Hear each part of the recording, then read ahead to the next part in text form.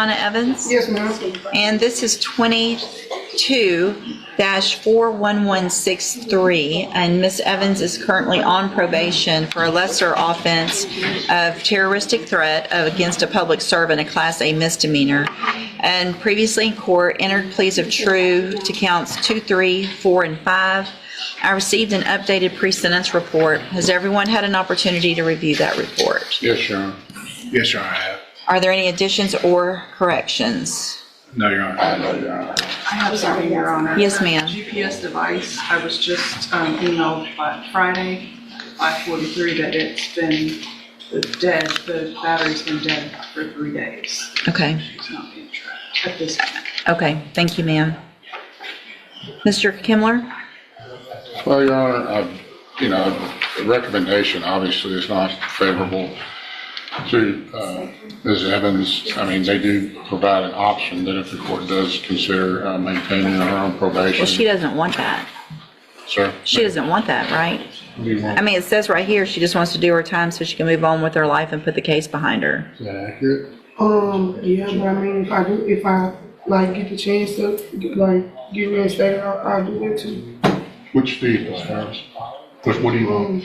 If I can do the 60 days that they offer me and be off Well, probation. 60 days is off the table.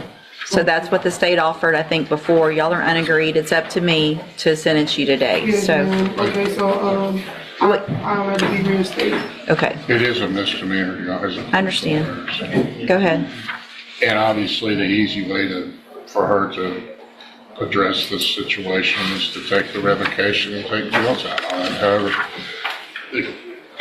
the defendant's version does indicate some mental health issues. And obviously, probation is a system designed to try to keep people out of the actual criminal justice system in the future and avoid incarceration. So just looking at this, since it is just a misdemeanor, I would suggest, just in her interest, and perhaps in the interest of the community, that she be continued, follow the, maybe the recommendation, you adjudicate with 30 days up front, or no upfront time, but the mental health component be addressed with Ms. Evans to see if she can make progress with her so-called incorrigible attitude, which I think under the DSM may be diagnosed as an antisocial personality disorder, whatever her issues are from the mental health standpoint. Did you see that somewhere, or did you just make that up? Well, I think that if they're saying she's incorrigible, I mean, obviously, I'm not a mental health expert. Okay, I just didn't know, I didn't see anything She has where she no- was diagnosed. She hasn't been diagnosed with that. Okay. There's probably some issues there with, Okay, obviously, things that can be dealt with in therapy. Judge, I think incorrigible and defiant means she doesn't want to do probation, doesn't like people telling her what she can and can't do. I'd ask that we revoke her. so, Ms. Evans, I mean, you were given, number one, you were given a great opportunity because you had a felony and they reduced it to a misdemeanor and put you on probation for 2 years. It looks like they gave you all types of help through JCDI, and you failed to complete your groups, didn't obtain a sponsor, you were testing positive, you were ordered to the Franklin North so that you could get some more intense help. You did okay in that, and then you got out and started struggling again. You were also ordered to go to Spindletop for mental health treatment so that you could get the help that Mr. Kimler is saying that you might need. And looks like they say you attempted to circumvent the requirements to obtain a sponsor. Your sister pretended to be your sponsor. You were placed on zero tolerance in JCDI. You tested positive for alcohol. You left the state without permission. I mean,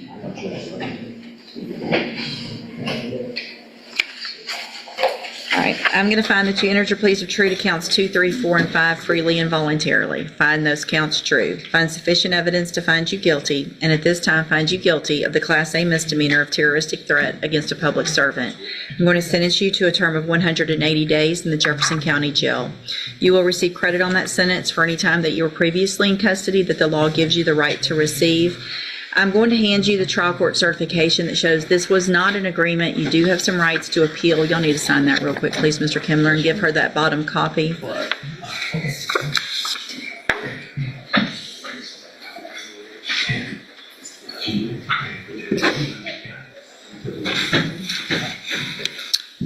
And he'll give you that copy of that, and then you can go with the bailiff. Thank you, Your Honor. Thank you, ma'am. Can I get my phone and my system? Talk to the bailiff, just talk to the bailiff. I need to. All right, sir, are you Jerry LeBlanc? And Mr. LeBlanc was previously in court, entered a plea of guilty in cause number 21-38605 to the state jail felony offense of theft, and in 22-40408 to the state jail felony offense of abandoning or endangering a child. The agreement in those cases was for a cap of 15 months in the state jail prison. I have received the pre-sentence report. Has everyone had an opportunity to review that report? Yes, Your Honor. Yes, sir. Are there any additions or corrections? Not from the state. No, Your Honor. All right, Mr. Jeffries, you may proceed. Your Honor, I believe the most appropriate ending to this is probation. As the PSI report indicates, he would be a low risk on probation. I think just for context, a little bit of history on Mr. LeBlanc. He grew up in foster care. He did get into some trouble in his teenage years into the very early 20s. I believe the last time he got in any trouble, he was 21. He's in his 30s now. It's been 10 years since his last issue, and that was not a major issue that he had. And like I said, he was very youthful at the time. These situations, it's not a situation where he's going to go to prison forever and not come back. He's going to be back in society at some point. And what we ask is that we give him an opportunity to grow. Growth is important, and growth sometimes comes through very troublesome circumstances. In Mr. LeBlanc's case, the child involved in this particular situation has passed due to an illness. And that passing has given him perspective that most of us want nothing to do with. And it's allowed him to reevaluate his life and to see the mistakes that have been made and to grow from it in a way where he's actively contributing to his community. He's volunteering with kids. He's giving up his time and his finances to coach youth football, taking these kids all over the place, trying to teach them the way to do things to prevent them from following the same path that he's taken.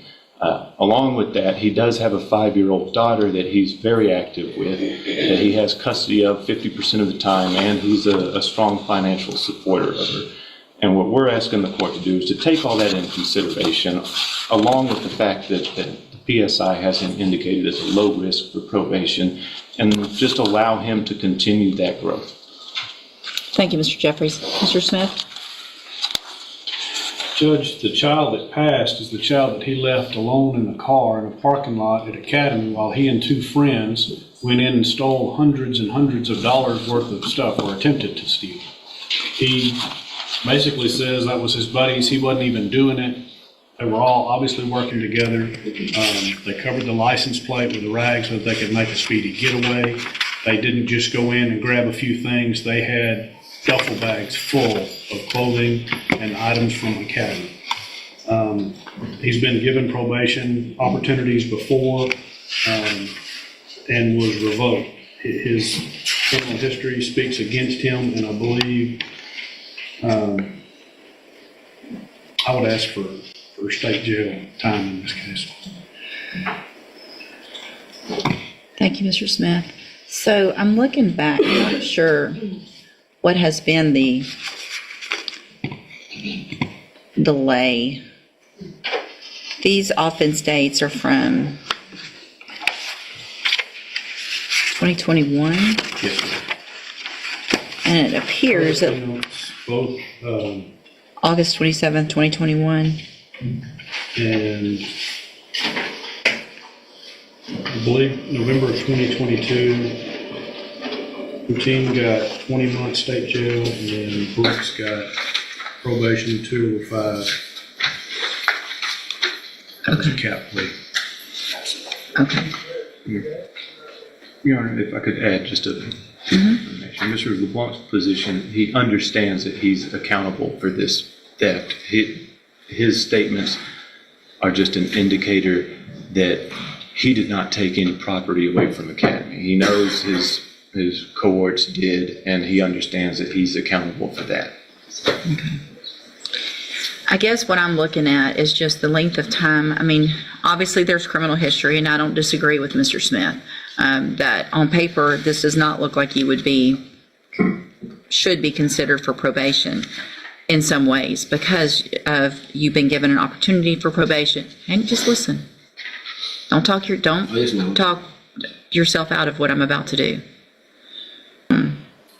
But what I'm trying to say is that those revocations, the one revocation was back in 2014. Obviously, that's a long time ago. You were much younger. You have apparently not been in trouble since the date of these offenses, at least not here that probation discovered. And so you've been out on bond or doing whatever for some amount of time, doing the right thing. I appreciate that you're giving back. I appreciate the things you're doing, and it looks like you've grown up. You've gone through, I understand your child passing away. None of those things, however, makes it okay what you did.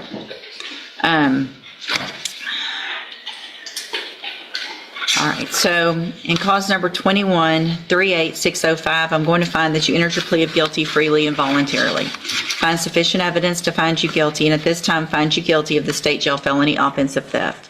I'm going to sentence you to a term of 2 years in the state jail prison, but I'm going to probate that for 5 years. You will be ordered to pay a $500 fine and to follow all of the rules and conditions of probation. In cause number 22-40408, I'm also going to find sufficient evidence to find you guilty, and at this time find you guilty of endangering a child, state jail felony. Sentence you to a term of 2 years in the state jail prison, but I'm going to probate that, put you on probation for 5 years. You're also ordered to pay a $500 fine in that case, and you're ordered to follow all of the rules and conditions of probation.